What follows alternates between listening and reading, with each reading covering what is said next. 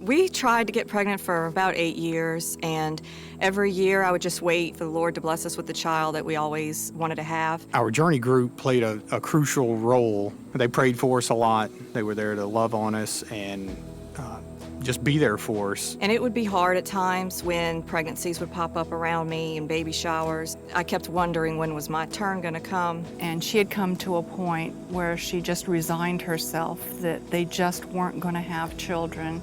And then after 8 years, bam, my wife's pregnant. I was really shocked that we finally had achieved that. And throughout the whole pregnancy, I was kind of on eggshells, just waiting for something to happen. The pregnancy wasn't easy. She was on bed rest for 7 weeks, and just really hard overall, not just emotionally, but physically. It was very difficult for her. It was a lonely time for her, and we were able to come over and visit and bring her food and just be there for her. And then Regan was finally born. And it was amazing. It was a hard labor as well. I ended up having a C-section, but I didn't care at that point. I was just happy to have a child. Shortly after Regan was born, she was actually diagnosed with retinoblastoma, which is a malignant type of cancer of the eye. And you can just imagine, after waiting so many years to have a child and then have the complications of the pregnancy and then finally bring a beautiful girl into the world, to kind of be shocked. It threw us for a tailspin, definitely. But within the first 24 to 48 hours of being in the hospital, there's our journey group. They cried with us, they prayed with us, they were there really every step of the way.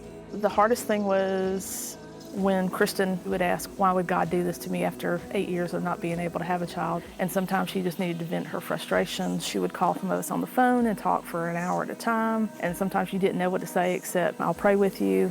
It's really hard to watch over a child with cancer, and I would just get exhausted. And the only way to get a break is to go home. So one of the ladies stayed with her a couple different times for me.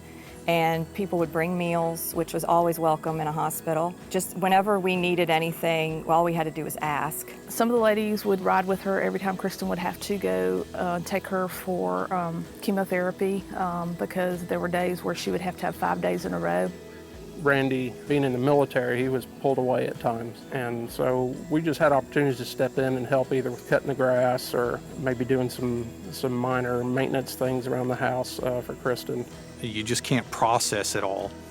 But when you've got the help of brothers and sisters in Christ that just come together and just really love on you, hug on you, cry with you, pray for you, I think it helps solidify my own faith. It's easy to get isolated. It's easy to feel alone. It's easy to ask where God is. And when people like your brothers and sisters in Christ show up, you know that God is there. And it's a relief. It's a measure of joy. Give a kiss? Have a kiss? Mwah. Yeah. Mwah, mwah, mwah, mwah, mwah.